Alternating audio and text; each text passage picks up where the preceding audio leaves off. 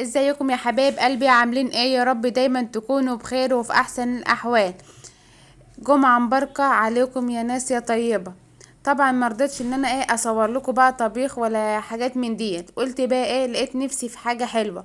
قلت اعمل ايه يا سمر؟ قلت اعمل. لقيت عندي في الفريزر، فتحت الفريزر لقيت عندي لفة جلاش متكسر مليون حتة. قلت له تعالى نعمل بيك حاجة. المهم بقى عملت الشربات بتاعي مكون عن عن كوبايتين سكر وعليهم كوباية مية ومعلقتين عسل اسمر. عسل ابيض. عسل ابيض. وعملت وعليهم عصرة ليمونة، وزي ما انتوا شايفين كده قلبتها بس قبل ما احطه على النار. يعني اقلبه قبل ما احطه على النار، وبعد كده ما عدتش اقلبه خالص الا لما الا لما الاقي السمك بتاعه ولا خفيف قوي ولا تقيل قوي زي ما انتوا شايفين كده، وما عدتش اقلبه تاني. فبعدين بقى قلت تعالي، قالت لي تعالي خديني من الفريزر على طول اللي هي لفة الجلاش. طبعا لقيتها متكسرة مليون حتة.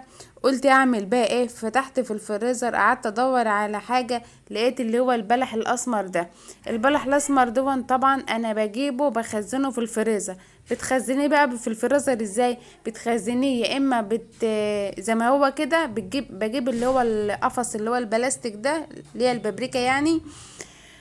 وما بغسلوش، بعبيه بس في الاكياس كده.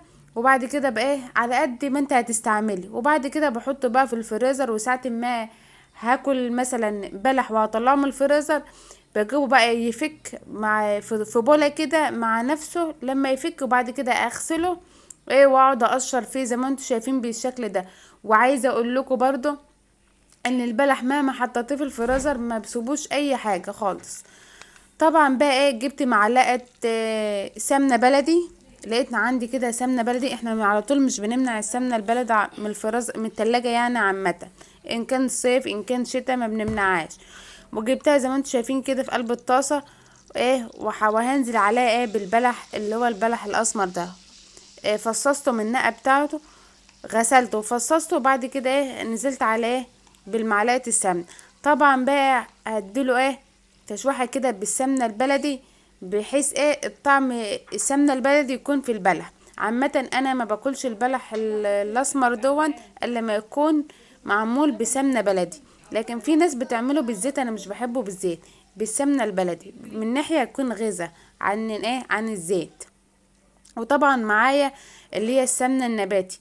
السمنه النباتي دي قيمه معلقتين او 3 كده سمنه نباتي. جبت طاسه تانية وهسخن وادعها على النار زي ما انتوا شايفين بالشكل ده كده.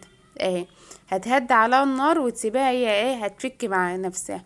لان عشان احنا في السقعه وكده طبعا بتلاقي السمنه سمكها جامد. اهو زي ما انتوا شايفين بالشكل ده كده، اديني وانا بقلب البلح. طبعا ما تحرقهوش، يكون متحمر بس كده من فوق ومن تحت، ما يكونش محروق. عشان طبعا هنحطه في الجلاش ما يكونش طعم يبقى محروق ولا ولا يبقى ناشف. لازم يكون طري عشان انا اعمله في الجلاش زي ما انت شايفة بالشكل ده كده. اه الكيس البلح قال لي خديني من الفريزر. قلت له يلا بينا على المطبخ على طول. زي ما انتوا شايفه بالشكل ده كده يا بنات. اه وعايزه اقول لكم ما تنسونوش في اللايك والاشتراك عشان يوصل لكم كل جديد، واللي ما اشتركش معايا في القناه يشترك معايا. ما شاء الله ما شاء الله، بألف هنا وشفا على اللي هياكل يا رب. تعالوا اتفضلوا معانا. عايزه اقولك ان ريحه السمنه البلدي بتبقى في البلح الاسمر ما شاء الله، ريحتها رهيبه رهيبه جدا. زي ما انت شايفه بالشكل كده بالظبط. العيله عايزين حاجه حلوه على طول، يعني عايزين كل يوم حاجات حلوه طبعا. وانا ما اقدرش اللي انا اقول لهم لا مش هعمل لكم حاجه حلوه. طبعا اي اختراع هتعملوا لهم حاجه حلوه على طول. من ناحيه عندك الحاجه هتعمليها. وجبت صينيه اللي هي التيفال زي دي كده، وطبعا حطيت فيها معلقتين اللي هما السمنة، وطبعا بالفرشة بتاعتي وهدهنها من فوق ومن الجنوب، بحيث اما اجي اطلع الجلاش اطلعه القطعة بقطعتها. طبعا وهمسك الجلاش زي ما انت شايفة بالشكل ده كده، اهوت. هو كده اصلا جاي واخداه من الفريزر متقطع كده، كان عندي يعني. ما ترموش في الايام اللي زي ديت، ما ترميش اي حاجة، كل حاجة بتنفع. اه ما شاء الله. اديني فرشتها في الصينية، قسمت الجلاش يعني نصين، النص في القارية من تحت، والنص التاني هحطه بعد ما احط البلح. او طبعا بقى هنزل عليها بالسمنة اللي هي السمنة النباتي. اهو هغرقها كلها سمنة نباتي. ما شاء الله. طبعا بقى لو عندك سمنة بلدي كمان عادي، مش مشكلة تحطي سمنة بلدي، بس انا عامة بحط سمنة نباتي على سمنة بلدي، بحيث الاتنين يشيلوا بعض. ما شاء الله. اه كل يعني عايزة اقولك الجلاش كله شرب من السمنة زي ما انت شايفة بالشكل دوت كده. طبعا وهجيب البلح الاسمر اهوت زي ما انت شايفة، وهفرده على الجلاش اهو. يعني بحيث انا ما حبيتش ان انا اكتر بلح اسمر، بحيث ان ما يبقاش تخين، ولا يبقى تحس اللي هو عجينة كده. زي ما انت شايفة كده، يعني حاجات بسيطة كده، بلح اسمر حاجات بسيطة. ومن ناحية اديني مرمتش الجلاش اللي باقي عندي في الفريزر ولا حاجة، ومن ناحية عملت للعيال حاجة حلوة. اه ما شاء الله. عملته على النار، وكله كان بيدخن اهو، والريحة عايزة اقولك على الريحة رهيبة.